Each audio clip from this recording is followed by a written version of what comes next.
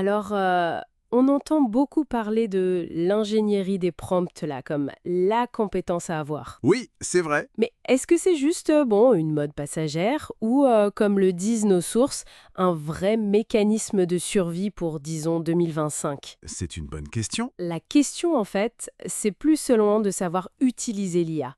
C'est de savoir comment obtenir des résultats précis et rentables. Exactement. Concevoir le résultat. C'est ça.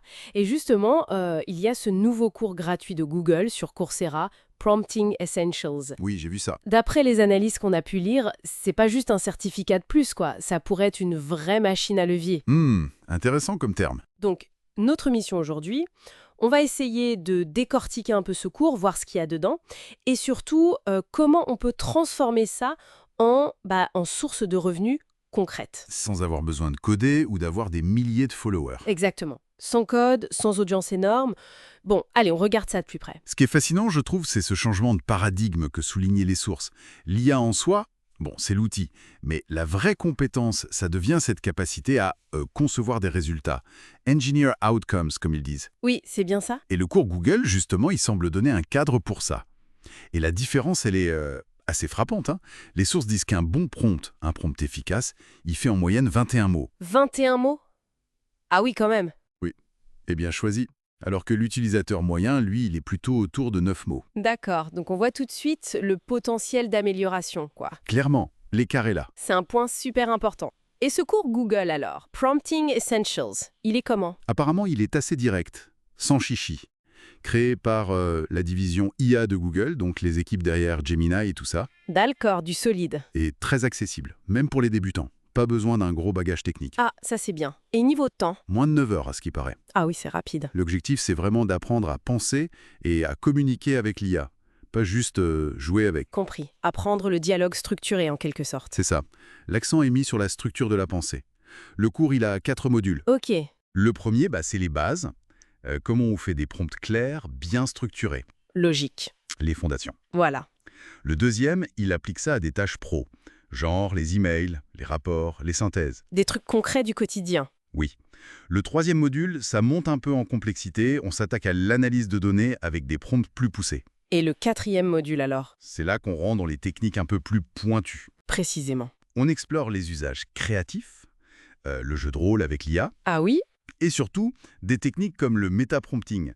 Utiliser l'IA pour améliorer ses propres prompts, c'est malin. Pas bête ça. Le prompt chaining, donc enchaîner les prompts pour automatiser des tâches plus complexes, et le few-shot prompting, où on guide l'IA avec juste quelques exemples. D'accord, des techniques avancées mais avec un but précis. Oui, l'idée derrière tout ça, si on prend un peu de recul, c'est de ne plus faire juste des requêtes isolées, mais de construire de vrais systèmes de prompts. Une bibliothèque personnelle en fait. Exactement. Une boîte à outils réutilisable. Et c'est là que ça devient vraiment intéressant. Comment on monétise ça?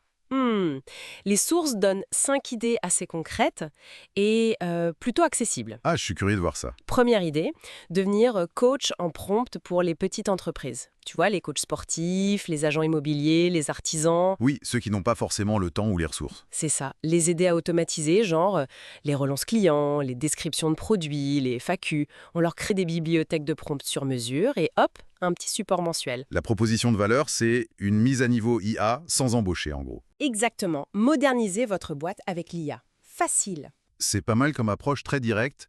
Ça répond à un besoin immédiat. Deuxième idée, on monte un peu le niveau. Consultant en automatisation interne. Toujours pour les PME? Là, on va plus loin que juste les prompts, hein. Oui, on implémente des solutions. Automatiser l'accueil des nouveaux employés, créer des bots de recherche interne, faire des résumés de réunions auto. Ah oui, là, on touche vraiment au process interne. La promesse, c'est un peu on vous construit des employés invisibles qui bossent 24/7 pour optimiser. Intéressant. Ça demande une bonne compréhension des flux de travail de l'entreprise, j'imagine. Oui, sans doute, mais le retour sur investissement peut être rapide. Le prompt chaining dont on parlait, là, ça prend tout son sens. Tout à fait. Troisième piste, créer et vendre des bibliothèques de prompts spécialisées ou des e-books. On productise le savoir. Comme des packs thématiques. C'est ça, genre 100 prompts pour freelance, le kit IA pour agents immobiliers, et on vend ça sur Gumroad, Etsy.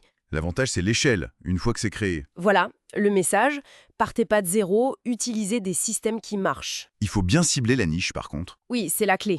Quatrième idée, construire des GPT personnalisés pour des micro-industries, avec le GPT Builder d'OpenAI ou les outils équivalents. Ah, les fameux GPT personnalisés. Oui, genre un outil qui qualifie les prospects pour un agent IMO ou qui génère des devis pour un photographe. Ça, c'est puissant. Offrir un vrai levier technologique sans une ligne de code. C'est la démocratisation de l'IA, quoi. Carrément. Et enfin, cinquième idée, bâtir des moteurs de contenu IA pour des micro-niches. C'est-à-dire? Utiliser le prompt chaining pour automatiser la création de contenu, calendriers édito, séquences d'emails, posts LinkedIn, pour des secteurs très spécifiques. Ok, donc automatiser la machine à contenu d'une marque. Exactement, la proposition, votre contenu se crée et fait grandir votre marque pendant que vous dormez. Bon, ces 5 pistes, elles montrent bien une chose. On passe de «j'utilise l'IA» à «j'orchestre l'IA». C'est une belle façon de le dire. Le cours Google y donne les bases de cette orchestration. Et c'est fondamental quand on voit cette stat qui circule tirée d'une étude BCG Deloitte. Laquelle? Que 60 à 80% des flux travail digitaux pourraient être gérés par des agents autonomes d'ici 2027. Ah oui, 60 à 80%, c'est énorme, Ça pose la question de comment on se prépare à ça dès maintenant. clairement.